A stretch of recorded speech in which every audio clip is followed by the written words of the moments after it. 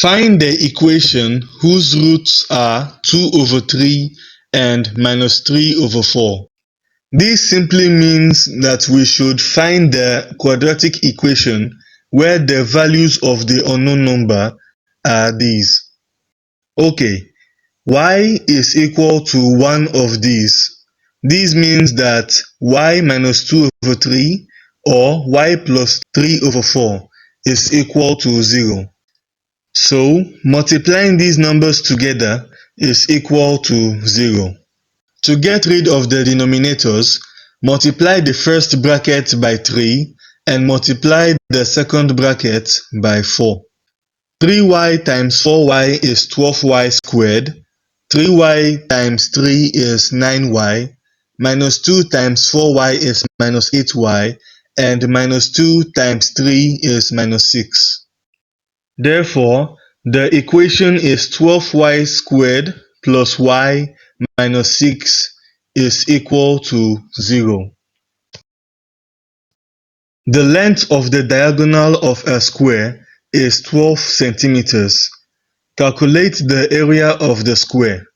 This is a square, so the length of the sides are equal.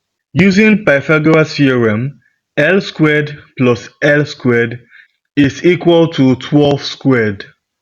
The area of the square that we are looking for is equal to L squared. So replace L squared with A and divide both sides by 2. So the area of the square is 72 centimeters squared. In the diagram, O is the center of the circle. Line NT is equal to line ST, and angle NTS is 36 degrees. Find the measure of the angle marked T. Okay, angle T is the angle between line NS and a tangent line.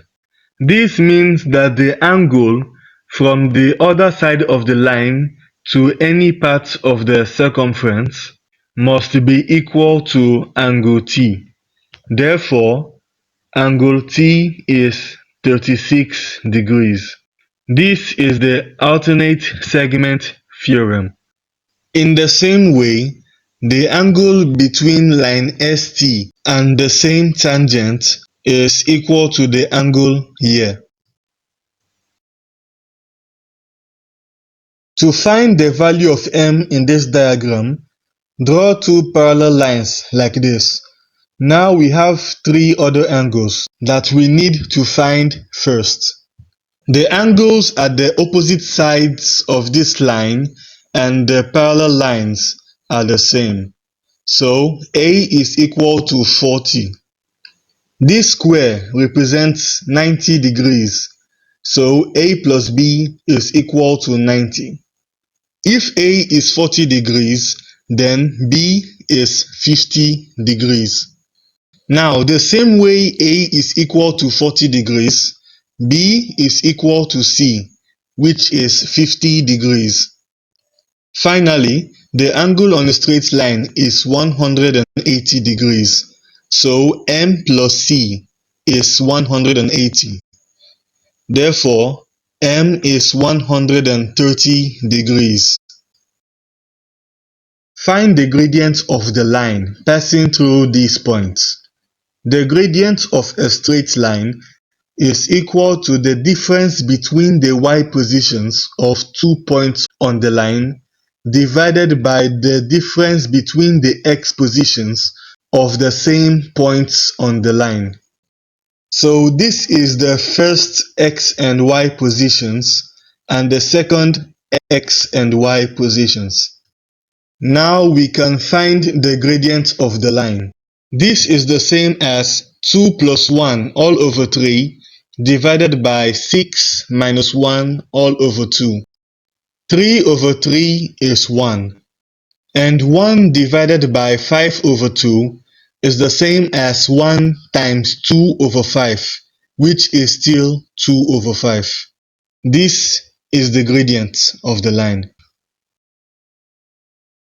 A notebook of length 15 centimeters was measured to be 16.8 centimeters.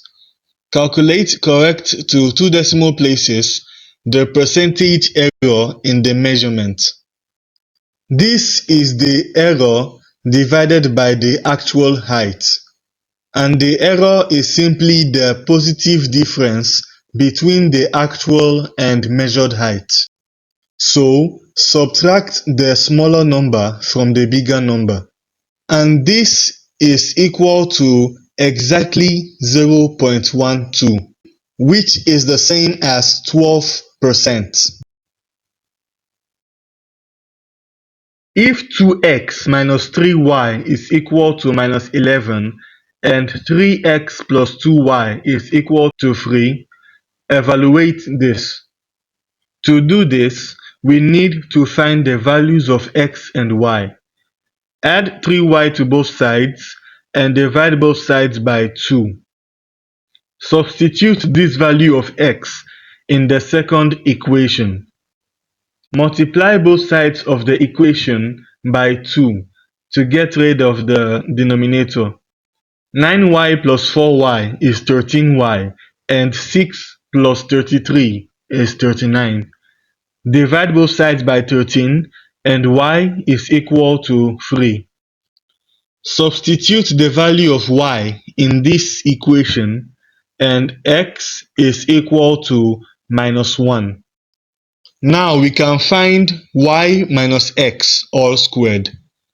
3 plus 1 is 4, and 4 squared is 16.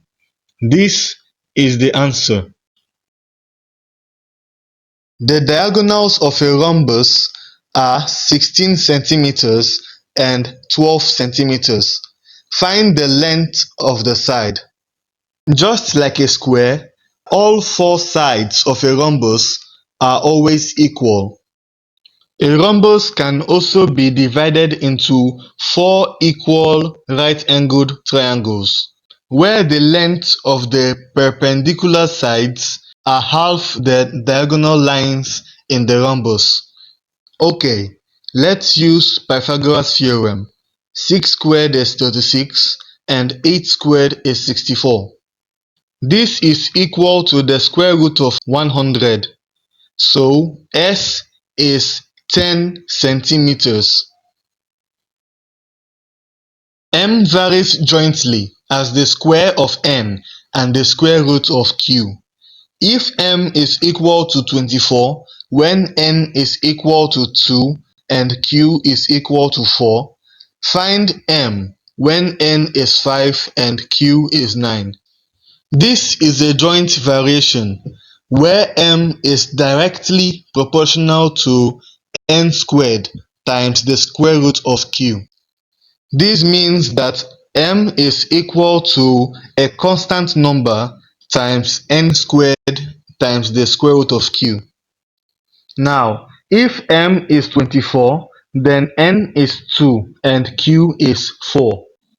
This is equal to 8k. So, the constant number is 3. If n is 5 and q is 9, then m is equal to 3 times 5 squared times the square root of 9, which is 225. For the final question, find the mean deviation of these numbers.